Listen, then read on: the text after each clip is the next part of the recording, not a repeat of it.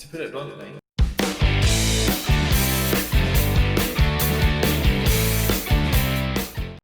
Hello everybody and welcome to episode 3 of To Put It Bluntly. I am the Wobbly Gamer and as always I am joined by my glamorous co-host Cameron. I said it quicker this week. We Took me a bit last time. We didn't have a pause that time. How have we been, Cameron? Yeah, not too bad. Tired. It's been warm. It's been not been good for me. Don't you fare well in the heat? No, definitely not. Send me to Norway. Send you to Norway. Yeah. That's if they'd have you. It's supposed to be really nice there as well, so win-win. Now on my Twitter you will see a GoFundMe.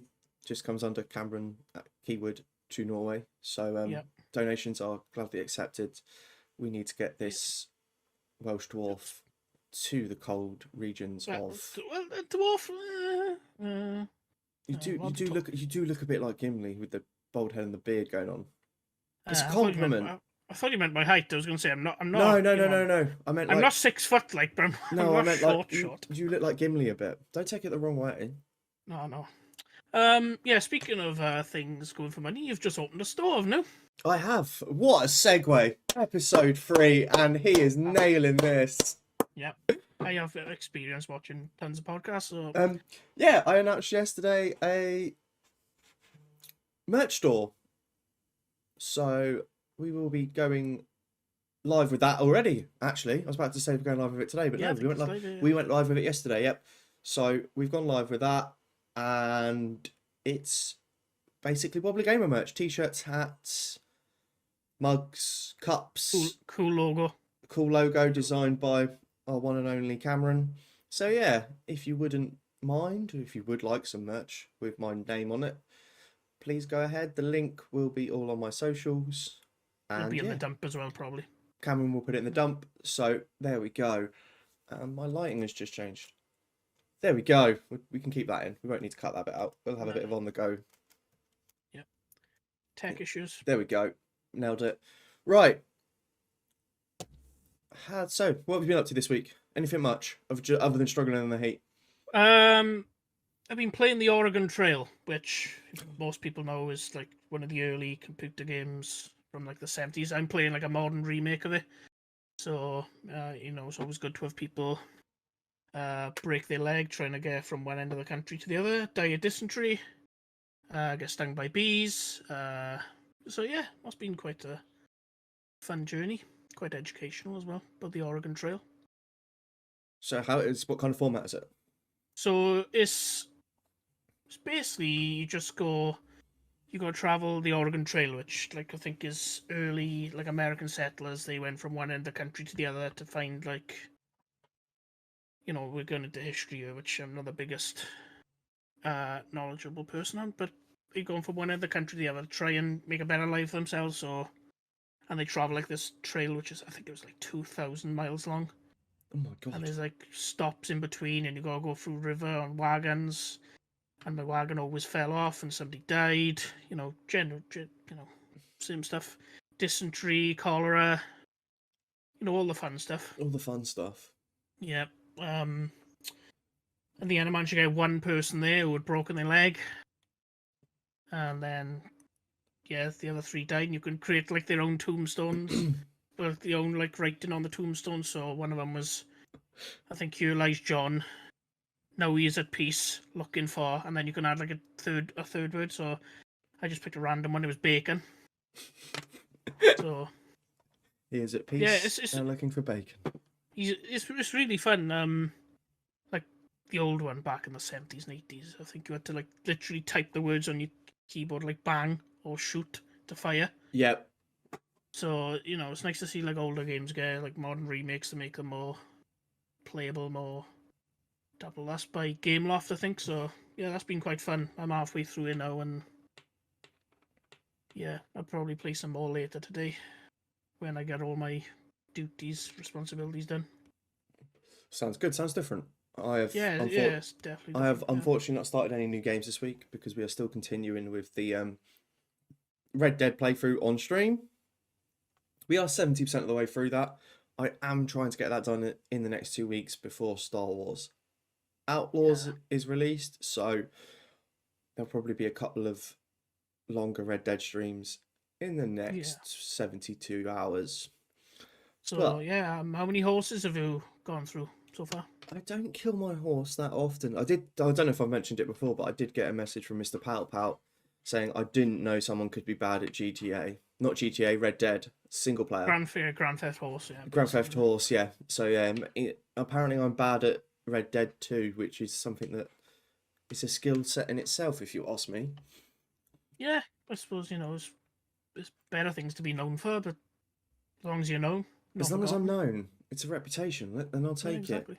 So, shall we jump on to segment 1? Or jump into? Yes. Time for patch notes.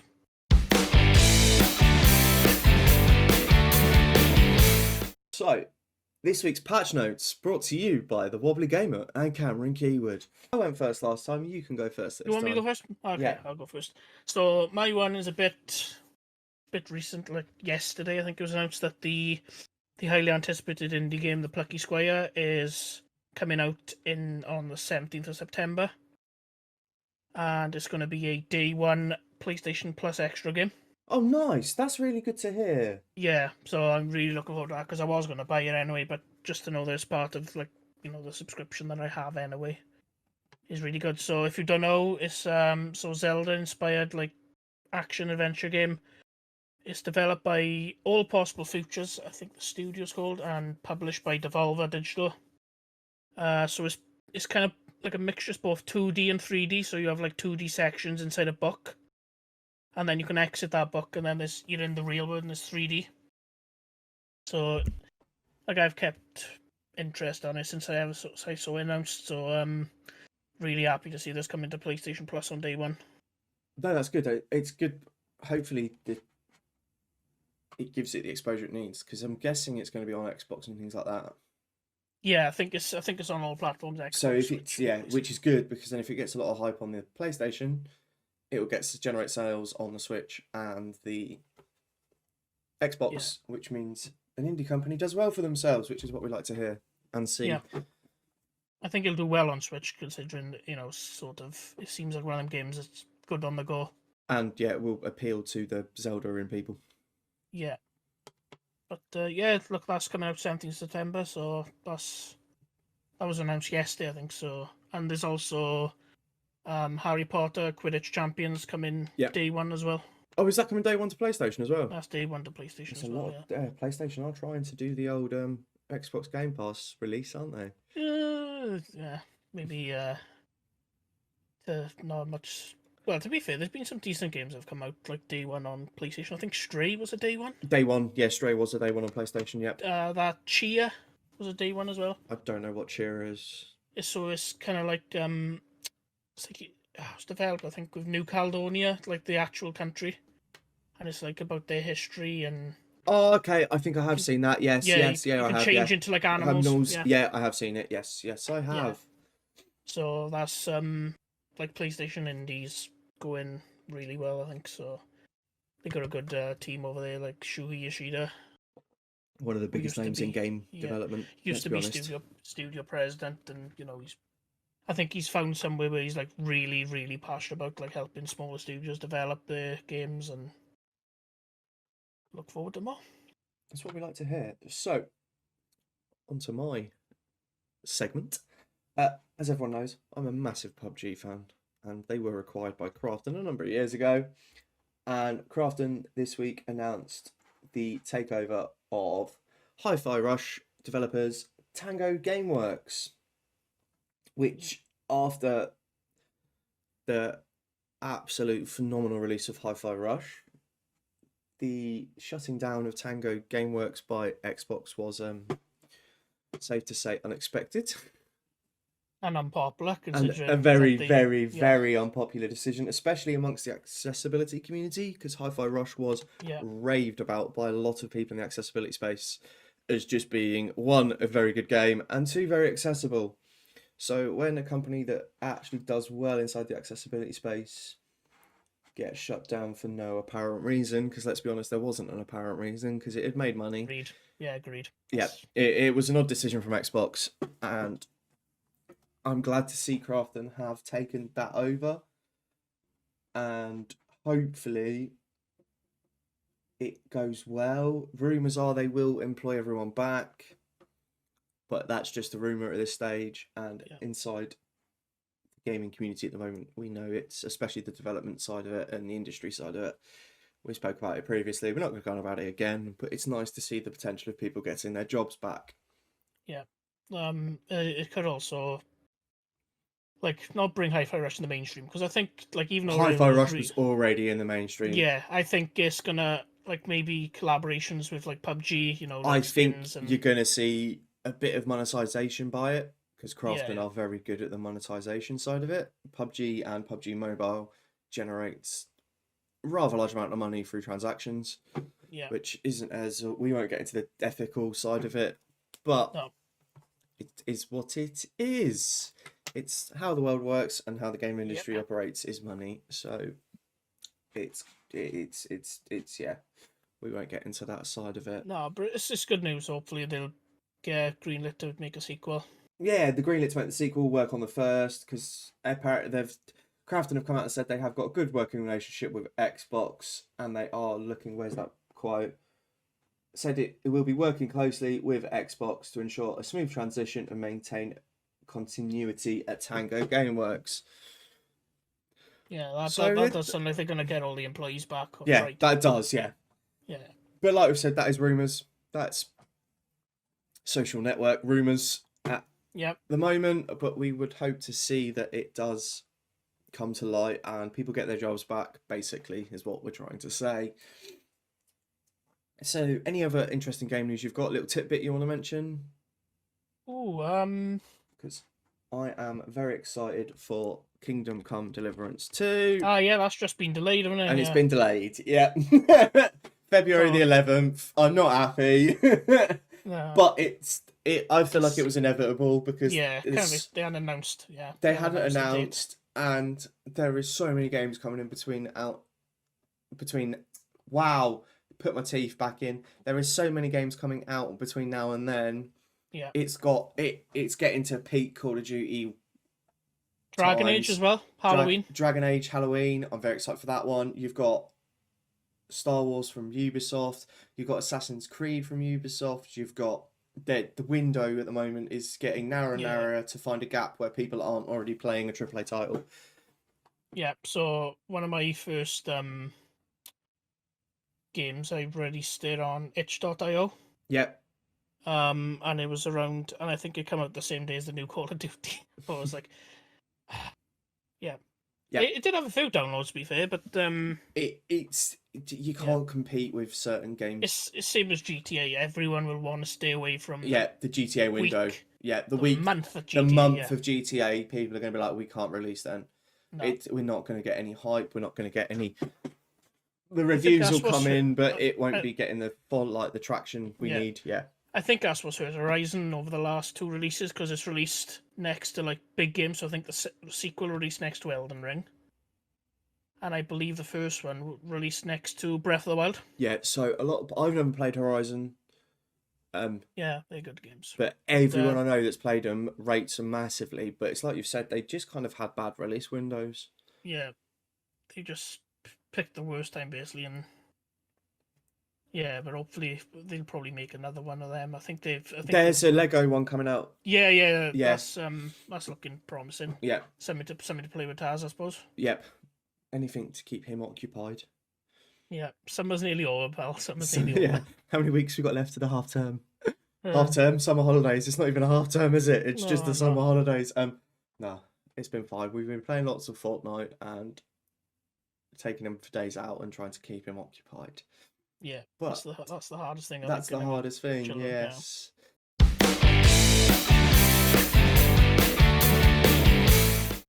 Welcome back, everyone. This is Guess This Mess. So, if you saw last week's episode, Wobbles had to describe his favourite three games, and I had to try and guess them, but they were badly described. I managed to get all three eventually. One I think Battlefield was a tricky one, but I shocked him when I got Hogs of War like really fast. Yeah, wasn't expecting you to get that. So I watched a channel called Triple Jump, and one of the hosts, Peter's like a big fan of like PS1 games in general, and I'd seen him stream Hogs of War. So as soon as I heard PS1 and Bacon, that was the first game that came to my head. I didn't even think of like the Babe PS1 game if there was one. Hogs of War, but yeah, this week it's my turn to describe the games badly, and for Wobbles to guess. They're not my favourite 3 games, but because I'd already described one of my favourite 3 games on like a post. So they're 3 games that I really like. They're in my top 10. So I'm ready to start when you are ready. Yep, crack on. Okay, so game 1. A guy discovers his family has some serious drama involving betrayal and murder, so he starts a quest for revenge. Along the way, he meets a bunch of sketchy characters who give him weird tasks and set him the main task to gather a bunch of shiny trinkets to stop some really bad dudes from taking over the world. In the end, he ends up fighting with an old dude over a magic glow stick. Not Zelda, is it? No. Some dudes over a magic glow stick. He ends up fighting with an old dude over a magic glow stick. I will say it's a long magic glow stick. It's not like the glow sticks you get at festivals. It's like a really long. I haven't got a clue. No? I'm going to beat myself up over this, aren't I? Yeah, probably. It's a really like mainstream game. I've gone like really vague with my description, so You have that last one is long glow stick. might be the word. If you take out the word glow and put long, may help you. No, I have to give up. I'm going to have to concede. No, Assassin's Creed 2. Oh, for fuck's sake, yeah. You fight the Pope, you know. Yeah, you fight the Pope, yeah. So, I do apologise about that. We had the window cleaners turn up, and my very aggressive dog decided to go absolutely ballistic in the background. Ruby, no. So, we have had a cut, and we are going to now do Cameron's second and third game. So, over to you. So, second game. I think I'll do this one. This one is I will say. Did you say? Yeah, you said the console last time. Doing for one of them. So yeah, if it was massively retro, I did say the console. Yeah. Okay. So this is PS2. Okay. So a quirky town faces chaos when a sneaky corporate villain starts dumping shady items all over. An unlikely hero, a bumbling yet lovable family man, stumbles upon the mess and ends up on a wild adventure.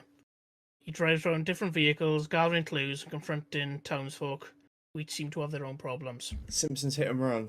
He got it, but yeah. If I said PS2, that would have been not tricky as hell, right? I wouldn't. I know. I would have still got that without the PS2. Yeah. Yeah, one of the best games ever. It was the corporate billionaire dropping things around town that made me think. To be fair, that could be real life now, couldn't it? Yeah. No, Mr. Burns. Yeah. Yeah. No. What a game! They don't make it. That needs a remake. It was like, I think it was a YouTube series where this guy like remade it, the entire game. But obviously due to legal rep things, I think he's not made available to like play in that, but he's shown like the process of making it, which, if you're interested in game development, I recommend having a look at. I'll put the information in the dump below. It was like a 10-part series, I think, and he literally remade the entire game. That was game 2. I'm well impressed at how quickly I got that one. So, a young man with a troubled past and a strange set of powers is on the run after a big event that wiped out his friends. He's trying to stay under the radar, but ends up on a quest involving relics, complex backstory of a mysterious lady, and very grumpy robots. I've got. Are you going to make me guess the exact Star Wars? You can kind of guess. Go on, have a guess. It's not. Is it It's not a Lego franchise one, is it? No, it's not Lego. Along the way, he gets mixed up with various colourful characters, and as the bonds battle both monstrous creatures and angry soldiers. Phantom Menace. No. Is it a That's direct? true. Oh, Go on. is it a direct film game? No. No. The journey takes him to a bunch of different planets where he learns more about his own history and tries to stop a powerful organization. There's lots of running, jumping, and sword fighting. So it's the Jedi Fallen Order, not Fallen Order. Yeah, you got it. It's Fallen Order, yeah. Fallen Order, yeah. Yeah, because you said it's owned by Disney, I was like, is it going to be one of the correlation, like the direct film games, or... No. Yeah. What a game. So... I was going to put Jedi Survivor, but I don't think you'd played that yet, I do. I would have got it. It's, yeah. Yeah. I need to play it. That actually might be my game after Red Dead 2 on stream.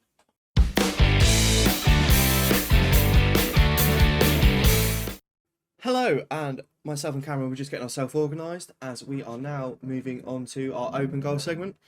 Today marks the start of the Premier League season, the big one. It's back. It's back. We have got Man United versus Fulham this evening, I believe. Yeah, time of recording. From 8 p.m. on time of recording. So, we are going to start with our... we're not going to start with because it's going to probably take up a little while. We're going to do our Premier League predictions. We have both predicted 20 to number 1. As Cameron got thrown onto the bus last week and did the championship all on his own because I haven't got a clue, I will take the lead on this one and start. I'm not going to do exact order for the relegation teams, but I have got in there Ipswich Town, and that breaks my heart because Ipswich are my local club to me. It's amazing to see them being back in the Premier League, and I know their fans are well up for a good season, but it's just the financial gap we saw last year with the likes of Sheffield United and Burnley. They just can't afford it. They can't bring the big players in. If Ipswich get Calvin Phillips on loan, I do think that could be a bit of a change, but it's not going to make much difference. They're going to I think they're going to struggle going forward, and they're going to struggle at the back, I think, to be honest, to put it bluntly. So, yeah, I've got Ipswich. I have also put Bournemouth down because I do... It's a bit of a tasty one, but they've got rid of their biggest threat in Solanke, arguably. Yeah, 19 goals last season, so... 19 goals. They're looking at Mr. Eddie Nketiah to replace him today. It's getting more and more rumoured that they're going to try and use some of the Solanke money on Eddie Nketiah. They have got Sinestra from Leeds, so it's not like they haven't signed, but I just can't see them having the same threat going forward without Solanke. I've also put Leicester City in there. They struggled to come back up. They didn't have the greatest 2 seasons in. Was it 2 seasons in the Championship? No, just the one. It was just the one, weren't it? Yeah. I thought they had 2. That's me being an idiot. I don't know. I would rather see Southampton stay up personally rather than Leicester. And I think Southampton, I don't know, have just got a bit more to them than Leicester. I know Leicester came up via the traditional route of winning it, and Southampton came through playoffs. But I do think Southampton have just got a bit more. Yeah, the stats usually show that for some reason the playoff teams do way better. Yeah, I do think Southampton are going to stay up. So I have got them in the relegation battle alongside Everton. Yep. Alongside Nottingham Forest and Brentford. I think them 4 teams. I am predicting Ivan Toney leaving Brentford. Yeah. It's rumoured that he wants to go to a bigger club. And I can see it happening. And if he goes, they're going to struggle. Forest... We'll do bet on it, though. That weren't meant to be ironic. I was actually I don't know. He's gone quiet. His social medias have gone quiet. He's gone quiet. I don't know whether he's getting his head down and waiting for a big summer move next year, or maybe trying to push for a winter move. But I don't know. Brentford have been good. It's a hard choice, but I think the teams above them now are better. A lot of teams have signed very well, especially your likes of Fulham, Brighton, Palace, them three, especially the teams that I think are going to finish above them, and that's why I'm going to put Brentford in the relegation battle. Forest's squad is just ridiculous again, still. Yeah. It's hard to pick a starting 11. It's hard to pick consistency. They've got more players than I've got hair. So I know another club like that I'm quite familiar with. Yeah, and I just can't see any consistency or continuity from Forest. I've got Everton alongside them as well. Yeah. Just because Everton scraped it last season. Last season at Goodison as well. So yeah, I can't see them getting relegated, but I can't see them pushing any higher than 15th. If they do, I'll eat my words, because I do think Everton are the only club alongside Arsenal to never be relegated from the Premier League or the top flight division. If you count in Premier League, then I think it's like 5 or 6. Yeah, but top flight, Everton and Arsenal, the teams to never be relegated. I think Arsenal, Everton, yeah. Yeah, so I don't want to see it happen, and I don't think it will this year, because they're gonna, if they move into a new club, the new stadium in the Championship, it will be just devastating for them, to put it bluntly. Yeah. And then it's a nice stadium from what I've seen. I've put Wolves in the relegation battle again, because again they've just got rid of Neto's gone. Chelsea's had half their team again, haven't they? Chelsea have had half of everybody's team. They have to hold the team meetings now in the stadium. Yeah, it's I just think Wolves are going to struggle again.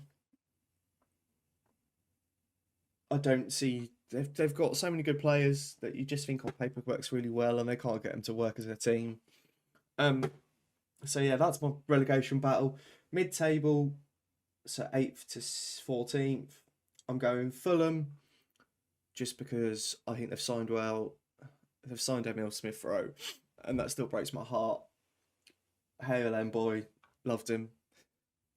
Brighton Hove, just because it's Brighton, they played good football. No matter who they get rid of, they seem to sign someone that's just as good as them, and then sells them again 2 years later for 80 million. It's just a great club structure. They do everything really well, and I can't see them getting relegated for a long time if they carry on the way they're doing it. It works really well. Yeah. I've got Crystal Palace then alongside the mid-table teams, probably pushing top half with the signings they've done. I know they got rid of Elise. Is it Elise went or did Eze? Yeah, Elise went to Bayern. But they've signed well again. They replaced him. Who's the young lad they replaced him with? That's going to bug me now, because I had his name written on a bit of paper.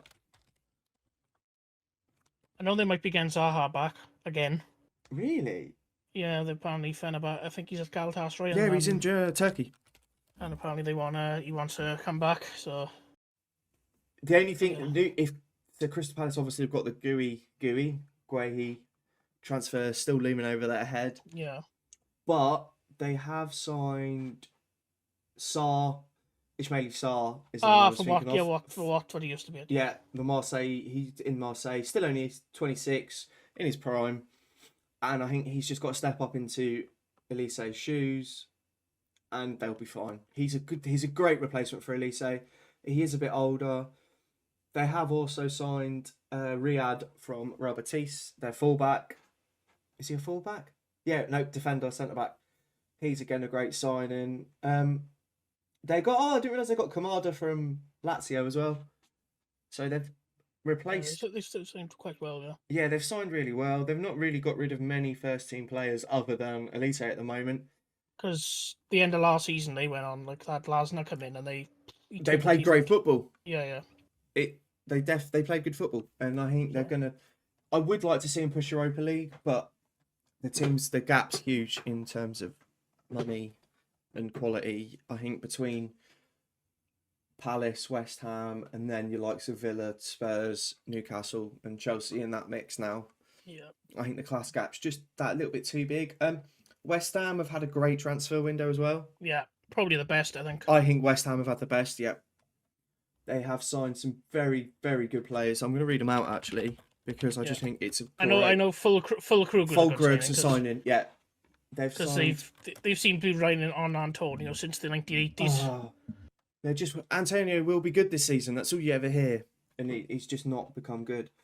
So, West Ham's signings are Kilman from Wolves, I think they paid too much for him. Yeah, 47.5 million according to Transfer Market. So they've got Kilman, Somerville, Falkirk, Guilherme, Wan-Bissaka, Rodriguez from Betis. Even though he's 30, he's been very consistent. Yeah, he's Argentinian nationally, so. I think that top 3 alone make a huge difference. Somerville's a phenomenal signing. Yeah. I mentioned last week Leeds might miss him, but they've got the money to replace him. Yeah, and Falkirk's 31. He's a striker that can put the ball in the back of the net, and that's something they've been missing a bit. He looks like someone you'd meet out in the street, like. He does. Someone you'd have a laugh with, I think. He looks like a builder that's just literally does. Yeah, he just looks like a builder. It's great. I think he'll suit the West Ham style and he'll play well. Aston Villa, I've got in 8th. I didn't know whether to put Aston Villa or Spurs in the Europa League. I keep forgetting they got Champions League this year. Yeah, Villa have got a long season ahead of them. Emre's not going to find that an issue, as I've seen him manage Arsenal. Great manager. Europa League as well, Europa League. Sort of the king of that, and he's But there's no dropping down this year, I don't think. I don't know. I can't. The new format. The new format confuses the hell out of me. Podcast. That's a podcast in its own to discuss that. So I'm going to say I've got Aston Villa and Spurs 7th/8th between the pair of them. I, as an Arsenal fan, detest Spurs, but I don't think they've got any. Ange Postecoglou has rid his luck a lot last year. So yeah, I can't pick between Villa and Spurs for 7th and 8th. 5th and 6th, I've gone for Newcastle and Chelsea. The difference between last year and this year for Chelsea for me is Nkunku. Nkunku is an absolute baller. He is such a good footballer and he just makes things happen on a football pitch. And I think the other players around him will thrive off of that. Chelsea just need to find a team out of their 40 million players. Yep, we'll eventually get it. If they can get a team settled and actually stick with a manager for 12 months, they might do all right. I think since I've been supporting them sort of around 2000, I think the longest manager is Ranieri, 4 years. Yeah, it's mad. Newcastle have kept Eddie Howe. Yeah, good. They struggled with the Champions League football last season. They had to have a starting 11 play every game. They didn't have the squad depth, and I know they've not necessarily signed large amounts of players. And they've struggled with goalkeepers. Nick Pope was a great keeper. Not fit. Yeah. They had Dubravka as well. He was good. He was good, but he'd cock up and make mistakes. Yeah. And they've got, I'm not going to try and pronounce his name, from Forest, the Greek goalkeeper. We'll butcher it. Odysseus Vlachodimos. Yeah, that sounds pretty good. I'll take that. I think you got it. They've got William Ostula from Sheffield United. Yeah, I think he's a young striker. Yeah, 21. He's quite a tall lad. Yeah. And he's just 21, and I think they need another goal scorer other than Isaac, because if Isaac has had a few weeks out for injury, and I think they need some consistency in goal scoring. Chelsea, we've discussed enough. Yeah. Yeah. So 4th, I've put United. I think they are the jammiest football club in the world. They had the worst Premier League season last year. They've had the worst Champions League season last year they had. And this year they'll probably finish 4th because it's Man United. Eric Ten Hag is on ice thinner than my hairline. Yeah, they I think I saw last year all their fans complain about injuries and all that, and I was like, Chelsea had way more injuries. Yeah, I just think United had the Eric Ten Hag. He'd be gone if they hadn't won the cup. And they won the cup by the easiest cut run we've seen in a long time for a Premier League team. They played 3 teams in divisions below them. Nearly lost, should have lost to not Crystal Palace, Coventry. Coventry. Yeah, that offside was a joke. Yeah, and they rid their luck to get the cup. And I do think they're going to ride their luck again this year because they do. They're just the jammiest club in England. And they've not particularly... I don't think they've signed well. De Ligt couldn't start above Eric Dyer, which tells you all you need to know. They haven't... Apparently the Bayern fans really loved him. Yeah. De Ligt. He's got potential. I do feel like Ten Hag is out of his depth in the transfer market at the moment. That's why he's just signing players that he's had previously. Yeah, to be fair, I think he's got half his Ajax squad. He's got 5 of his Ajax squad. Yeah. I liked Ten Hag, and I think I at the time said he'd be a good manager for United. I can't deny that. And now I think he's out of his depth. He came out in an interview, didn't he, and said that we're not prepared for this season or something. Yeah. And that 24 was for the first game, so yeah, fills you with confidence. Yeah. Third, I've put Liverpool. They've got another bold Dutchman. Yeah, he's slotted right in there. He's slotted right in there into third place. I can't comment on them because have they actually signed anyone yet? No, I don't think they have. No, it's day 1 of the Premier League season and they still haven't announced any signings. They've announced 14 signings in the transfer window that didn't go through because another club bought them.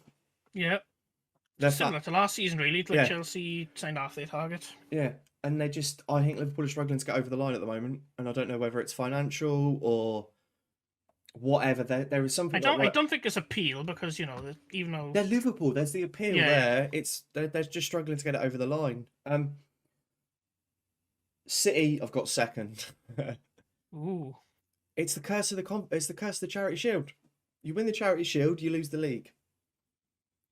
Yeah, but the 2 years before that, City won the Charity Shield and they won the league.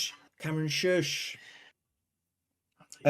City. They got 115 things over their head, so yeah, they might be in the Championship by the end of the season. You don't know. Might be in the conference. Yeah, I doubt. See how many go to Dorking away. Yep. I don't even know what their transfers have been like. They've got rid of Alvarez, or they haven't yet, but he's apparently... Well, he's gone, I think, 81 million. 81 million to Madrid. And he's 24. He's 24. And he's won everything. Football. He's completed football at 24. I was talking to someone about this the other day. They were like, he's not that good. I was like, how can you say he's not that good? He's just played under Haaland and Messi. I think Scott Carson's won the same trophies, really, except the European. Oh, Scott Carson is just... loving life. He's got the best job. Yeah, he knows he's never going to get any game time, and he couldn't care. He is well happy, sat on that bench, getting probably not as much money as you'd think a month. No, probably a 60 maybe. Yeah, and all right, that is a disgusting amount of money to a normal that's person. But yeah, I don't blame him if he got. I don't think anyone would turn it down. No. 100%. I do think it's going to be close to the wire again, but I just want to... It was 2 points from this. So... Yeah, and the year before it was more points. Arsenal have closed the gap every year, and we're going to win it. You can quote me, you can clip it. Arsenal are going to win the Premier League this year. We need to sign a striker, I think, and a replacement. Not a replacement. Back up to Saka, because we are a bit thin on the right-hand side. Nelson's good, but he's not good enough.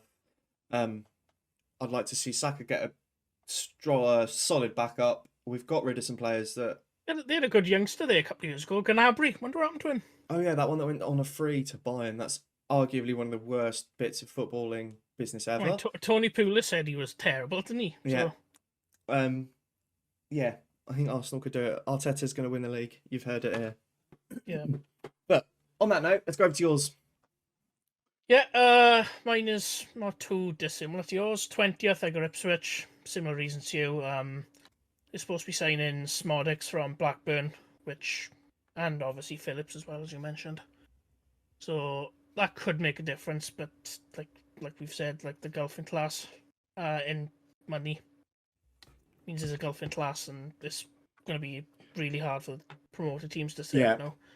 19th, I've got Leicester. Similar reasons. They've got Steve Cooper as their manager, who was born and lived around 10 miles from where I am now. So like he's a local lad to us.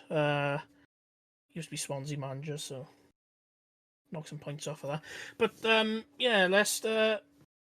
I don't know. Chelsea have got their manager now, and they did get promoted, but yeah, it's difficult to see. They could finish. They could finish mid-table, but I think they'll finish 19th. Like, you know, I've got some of the same squad that got relegated 2 years ago, which is quite shocking, really, in modern day football. When you think about it, keeping a team, most of your team have got relegated and going straight back up, and keeping it. It's and they've lost Dewsbury Hall as well, so he's a big player for them. But yeah, I think 19th.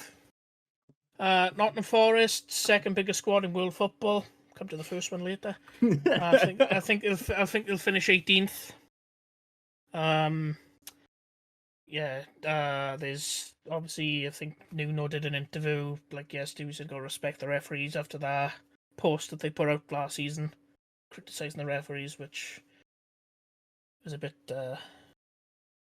thing. But to be fair, I didn't blame him at the time, but I can see why they get backlash for it. 17th, I've got Bournemouth, missing Solanke, obviously. They're trying to sign a Brazilian striker, but Brazilian strikers are hit and miss in this league. There's Robinho. Less said about him, the better now, in his current situation. 16th, Southampton. Another ex-Swansea manager. Oh, you've put them in about the same I did. I didn't know if you were going to be. Yeah. I think Southampton, like I've said before, the playoff teams usually do better than the other teams. I think Adam Armstrong has to deliver this season, because last time he was in the league, he didn't really deliver.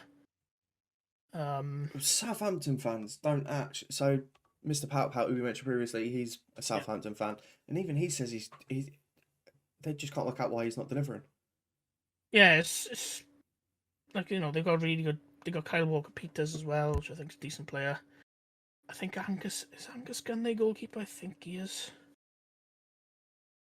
But I think so. I think out of the three, Southampton will survive. But 15th, I've got Wolves, or as they should be known, Portuguese feeder club. I'm surprised half their fans aren't Portuguese. Well, they probably are now. Suppose they haven't moved there. But they have a fascination with Portuguese players, and for every Neto, there's always another one that doesn't work. Their striker Huang Chi Han, I think his name is, Korean lad. He did some good things last season, so yeah, I'm going to get his name up before I said Huang. He Chan Huang. I got it the other way around, because they do have sometimes they flip the names around. So hold on, let's do the Portuguese test on 1, 2, 3, 4, 5, 6. Okay, 7. Okay, they've got quite a few. I thought it'd gone down a couple, but it hasn't. Yeah, plus they've sold a few as well, so yeah, it would have been like 8, 9 at the start of the season. 14th, I've got Everton. I don't think they'll get relegated, but they need new ownership, because they've had more ownership deals fall through again. I think they've had 3 or 4 fall through in the last year. So they're a big club. Like, no matter where they are now, they're still quite a good following. New stadium.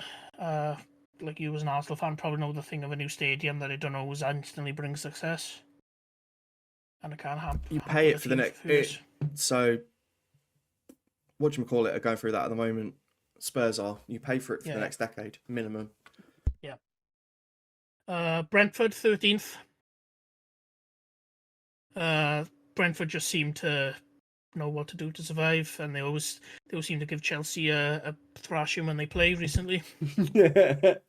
I think the last 2 games have been 4-2 to Brentford.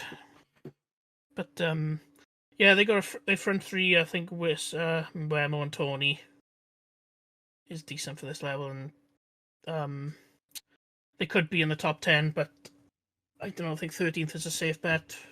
It's like we said before as well. It's whether any team from 10th to 15th could probably swap positions. Yeah, it's exactly the same conundrum I had, to be fair. So 12th, I've got Crystal Palace. Obviously, they're a really good end to last season. I think their highest ever position is 10th, so it wouldn't shock me if they finished there.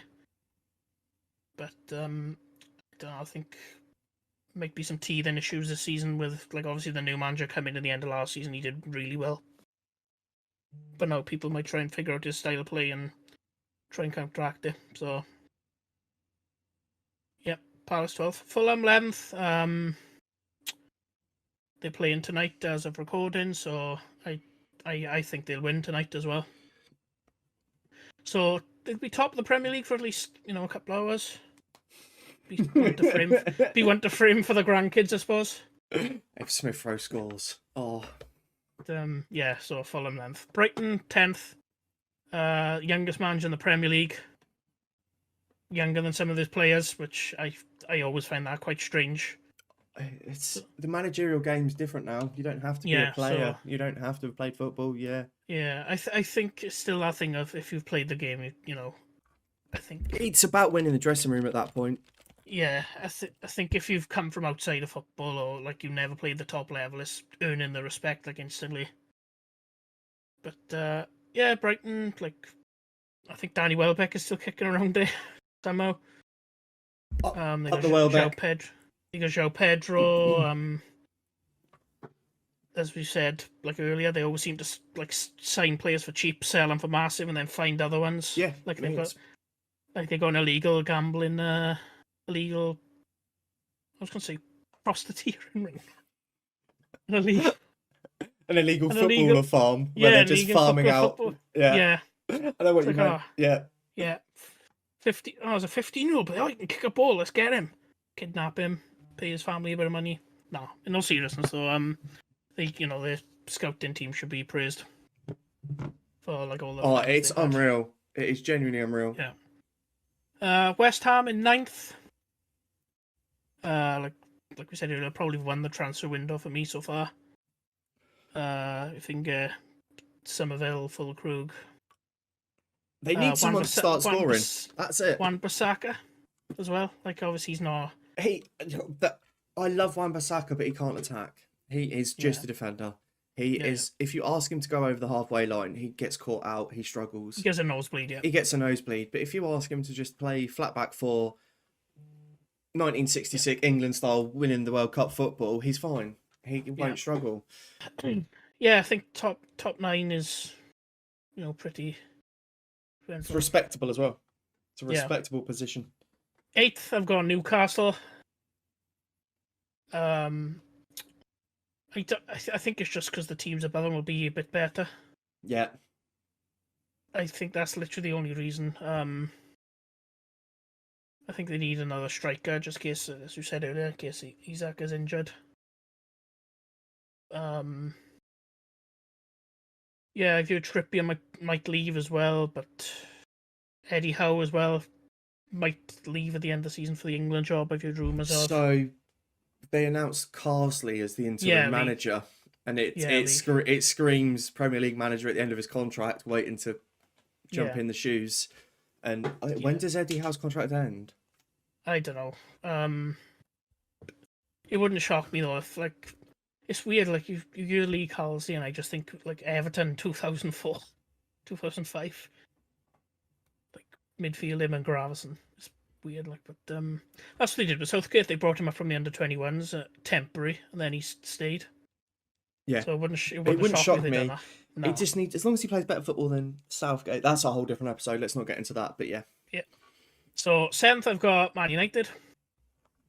So they've actually improved from last season where they finished 8th. Like I said, I don't know really thing with their signings. They signed that youngster, and then he got injured straight away. Hoyland is injured. Oh yeah, I forgot he was injured as well. Probably. And I've seen people trying to compare Kobe Minu to Scholes, Gerrard and Lampard already. Oh, it's like calm your beans. He's not there yet. He's a really good player. Probably one of the best ones there. Got a captain whose face I'd want to punch. He got one of them faces. Oh, Mr. Fernandez. Yeah, old Bruno. But Yeah, I think they'll finish. I think they'll finish 7th this year. I think it'll be an improvement, but he'll be gone. He might be gone before the end of the season, but he'll be gone by the end. Aston Villa 6th. I think they'll obviously be way down by Champions League football because of the new format. You play extra games. Yep. And then if you finish the 9th, I think it's 9th to 24th, you go into a playoff round, and they just it's confusing me. I don't even know the layout. I kind of get it because I play Football Manager, and they kind of explain it in that. I know you get random games home and away, and yeah. And then the top eight miss like the playoff round. 9th to 24th go to a playoff round where they play against each other, and then the bottom, like 25th to 36th, just get eliminated. Don't even drop into the Europa League anymore. Good.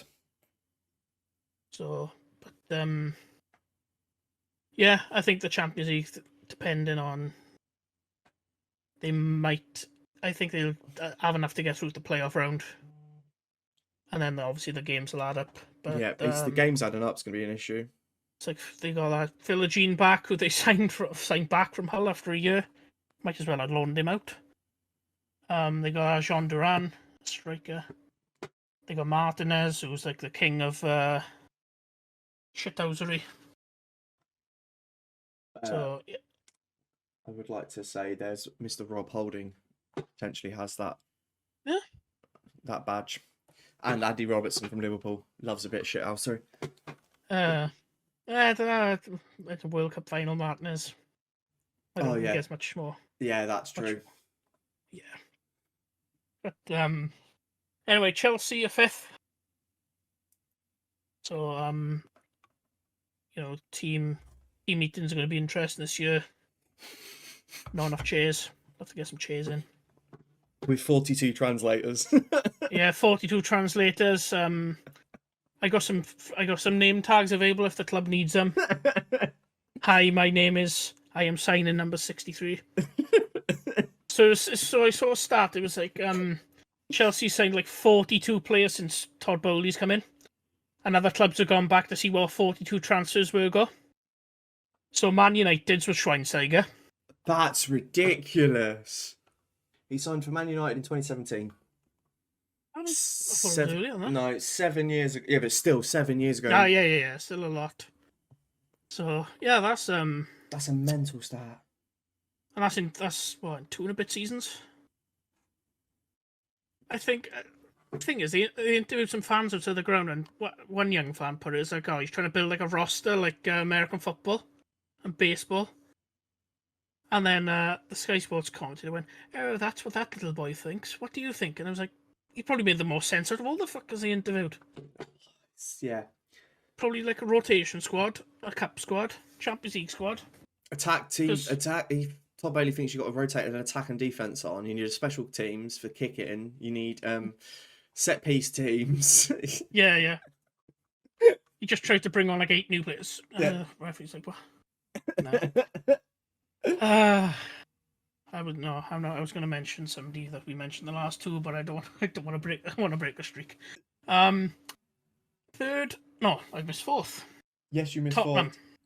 Oh, he's gone for Spurs in Champions League places. Yeah, I think he'll finish champion. I think Solanke will do alright, depending on the service he gets. But they've got Son, Koloyevsky. They haven't got a bad team. It's just like I think they might get a cup as well. Please. Well, Arsenal have never won the League Cup. It's not my fault they don't go for it. I mean, there was that season where they played Reading in that bonkers game. I think they finished like 7-5. There was we lost. I remember one of my first ever hangovers is when we lost to Birmingham and Koscielny. Obafemi Martins. Koscielny ran into Fabianski. Both of them ended up on their asses, and Obafemi Martins gets the easiest goal in a final you could ever see. Yeah, and look at Birmingham now, League One. Yep. So the grass isn't always green on winning a cup. No, definitely not. So yeah, Spurs, I think, but they could. It depends if they even bother with going for a cup. They could, like, if they send out Archie Gray, could be a good young player to come in. Yeah, Spurs in 4th, I think, but I think them, Chelsea and Villa could easily swap positions. Any of them three could be in fourth. Third, I've got Liverpool. Like we've said, they haven't signed anyone, which is kind of concerning. But you know, if we're going on players attempted to sign, then they probably have the best window. Because they said, well, they tried to send Zubi Zubi who's now signed for what do we call it in Spain? He stayed at Sociedad, didn't he? Yeah. It was, you know, he wants to stay his family and all that. I think he's done that. I think that's the second time he's done that, where he's like he's gonna leave, and then the club have offered him a new contract. If he likes it there and he's playing good football, gets into the international team, yeah. Gets more money, yeah. Why would you move? Second, I've got Arsenal. But this is relying on the 115, because if that happens, then I think Arsenal will be first by default. Yeah. Fingers crossed. No, I want to win it on merit, not default. I don't want to win it by Man City getting a 400-point deduction. If all their titles got stripped off, how many Premier Leagues would Arsenal technically win? I think 2 or 3, wouldn't it? Last season, the year before. I'm going back like all the way, because I think these charges from like 2015. So it'd be a few. I think Chelsea have never been second to Man City. They've always been third. I don't think we've ever been second to Man City until recently. No, we must have done. Yeah, I think we lost it to Man United. We came second against the Leicester one, when Tottenham should have won it easily. Tottenham came third in the two-horse race. That one, yeah. Yeah. They lost their mind. They lost their bottle at the bridge. Yeah, but and then you've got City first. Yeah, boring, I know, but probably the safest prediction you can make, and it's like if you were going to put money on anything, you'd probably Man City be second or third in January, and then think, all right, come on now, lads, kick on. We'll sign some Brazilian kid that nobody's ever heard of. It's not even that. It's the last 10 games of the season. Not Mourinho. Pep just gets different.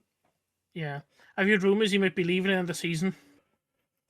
If the 115 happens, then I think he definitely will. I can't see him dropping down to the Conference League or League. You know, it depends on what they do with the 115, doesn't it? He just wants. To be fair, he's like a good manager, but I'd love to see him at a club that's struggling. Yeah, I don't think he'd do as well. I'd throw that out there, but chuck him at what club's in financial difficulty right now? Southend. Chuck him in the Southend in the conference. I think they're below the conference, you know. They might even be Vanarama South. Yeah, they might have gone down again because of it all. But yeah, you know, it's like a thing of could Messi doing a cold Tuesday night in Stoke? Could Pep do it a cold Tuesday night in Roots Hall? Doubt it. No, I don't think. But anyway, yeah, that's mine. Not too much dissimilar to yours. No. Nothing controversial. Nothing too controversial. No. Well, yet. We haven't put it out to the world yet. No. So, if you would like to, comment your top 20. Let's see if you could differ much to ours. And let's get some discussions going in the comments. Be kind in the comments as well, because last year I predicted, I think it was Forest to finish 18th, and I got a boost on Twitter from Forest fans.